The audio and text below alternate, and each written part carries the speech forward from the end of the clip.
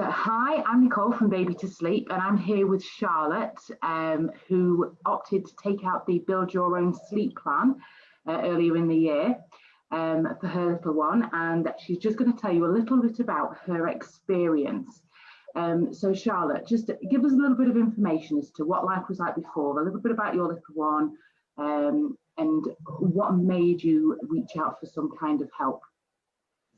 So I've got a little boy called Elliot. He's now just over 2, and his sleep had always been a nightmare. He would wake up every half an hour.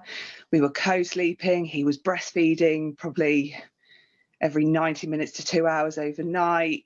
He just wanted to be near me, on me all the time, and nobody in his house was sleeping as a result. And I went back to work trying to do shift work with a non-sleeping baby, and it was just horrific. And I needed an answer, and I needed some support, and I needed just something to help him to consolidate his sleep and learn how to sleep. And I try not even to think back too much to life before the plan, because it was horrible. It was horrible. But you're trying to enjoy being a new mum, trying to enjoy your baby. But we were just so sleep deprived that I don't think we were enjoying him as much as we could have been. It's hard, isn't it? Because everybody around you says to you, but that's just life with the baby. Yes, but it is life with a baby, and it's the ones that just wake up a couple of times a night and go back to sleep and think that that's what sleep deprivation is. Yeah, and everybody kept saying to me, oh, that's normal, this is what babies should be doing. But when you're trying to still do normal life around being a mum and looking after a child, it's just, it doesn't feel normal. And everybody around you saying, oh, my baby's sleeping 7 till 7, no wake ups, they're a dream. And you're thinking, well, why is my baby not doing the same? Yeah. Don't tell me mine's normal then, if that's what yours is doing. Yeah, exactly. Okay, so what was it that made you opt for the, I mean, at the time, how old was Elliot at the time?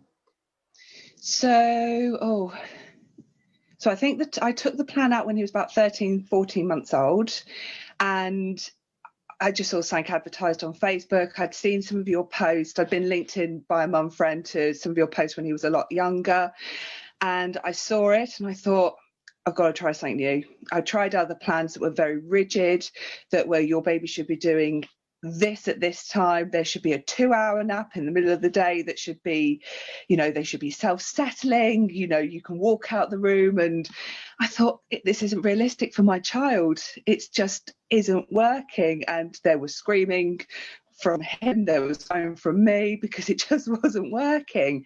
And then I saw your plan and how flexible it was, and actually treating each baby as an individual, not as,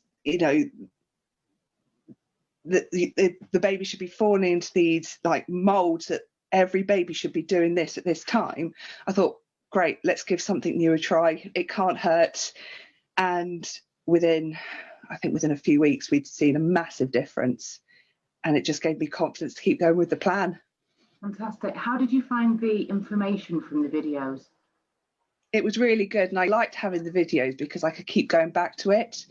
If there was anything I thought, well, I don't think I've absorbed this enough, I could go back, have a look at the video. I could show my husband, he could have a look at the videos, and we were then on the same plan.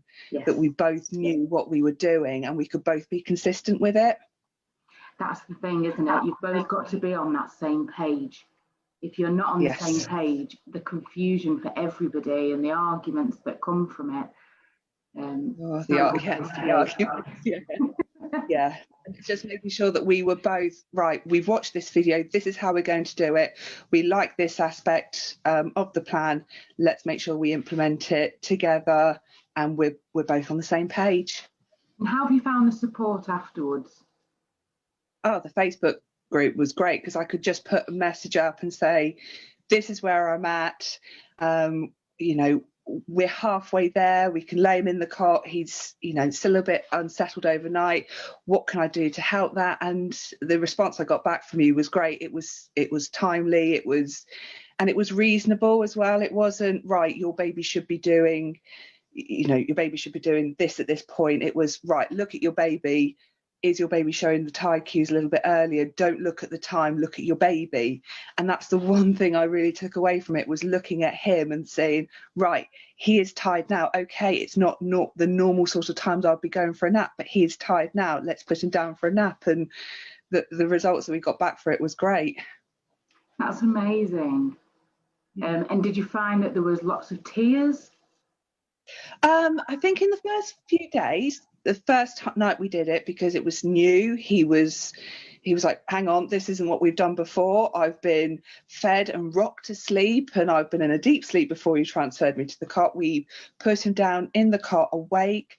We were with him. It was a little bit unsettled, but by the second night, he was less unsettled, and he knew, right, okay, you're here with me. Okay, I'm in the cot. I'm not being cuddled and rocked to sleep.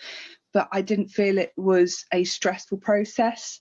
It was, it just felt like we had the support. We weren't leaving him to cry it out, because that's the one thing I really did not want to do. Absolutely. He was unsettled, but we were there. We were reassuring him. We told him we were there. He wasn't on his own. And within, I think it was within a week, he was, okay, right, I'm in the cot. I'm going to go to sleep. And sometimes we had to hold his hand. Sometimes he'd push us away. And now we put him in the cot, we say goodnight, turn the light off, and we walk away, and he's happily chatting to himself. It's great. And that's life as it is now. Yes. I mean, we get the occasional wake up overnight, but it's a very quick cuddle, put him down, hold his hand, and he's back off to sleep. We are normal. So better off. So much better off than where we were.